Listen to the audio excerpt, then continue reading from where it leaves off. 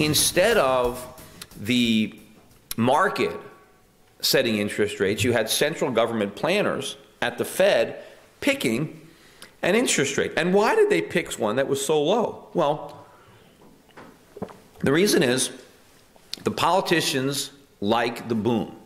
Right? They like it when people feel good, when voters feel good, because they're more likely to reelect the people who are in office if they feel good. If they think they're getting rich in housing, if they think they can get rich without working, they're going to be happy, especially if you're taxing them so much on what they earn. If you can create the illusion that they're making money in the real estate market, well, then they're not going to be as upset at all the taxes they have to pay. So the politicians like the boom. In fact, everybody thinks that the boom is what's good. And then when the minute you have a recession, what does Congress want to do? What does the president want to do? We need a stimulus. We can't have this recession. We need to stimulate the economy. Well, they don't understand it. The stimulus is why we have a recession. Right? The stimulus is what caused the boom. But the boom is the problem. The boom is where all the mistakes are made. The recession is where the mistakes are corrected. Right? That's where the cure takes place. So we need the recession. Now, when people say we need the recession, they'll try to say, oh, you're heartless. You're happy that people are suffering.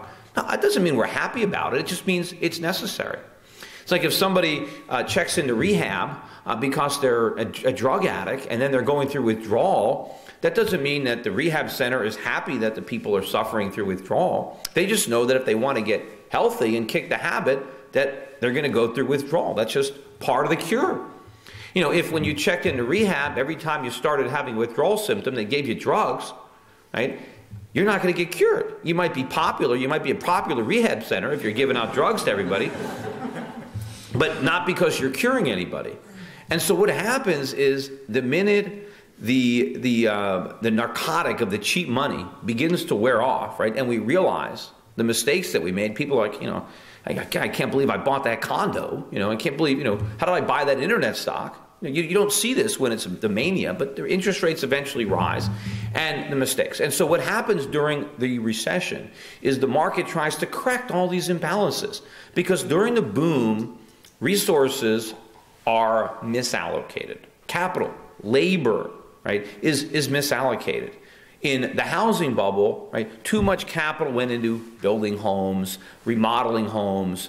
Too many people were buying all sorts of furnishings for their homes, buying cars based on home equity loans. Too many people were working in the mortgage industry, in the finance industry. There were, you know, people had jobs where they shouldn't have gone. Because the whole idea behind an economy is to allocate the resources, which include labor, but capital and land, in a way to maximize productivity, to maximize our enjoyment and our utility from these resources so that we can have a rising standard of living.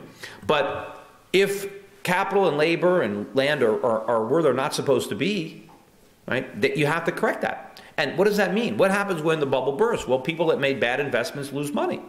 People that have jobs that they shouldn't have, you know, they have to lose those jobs so they can get other jobs.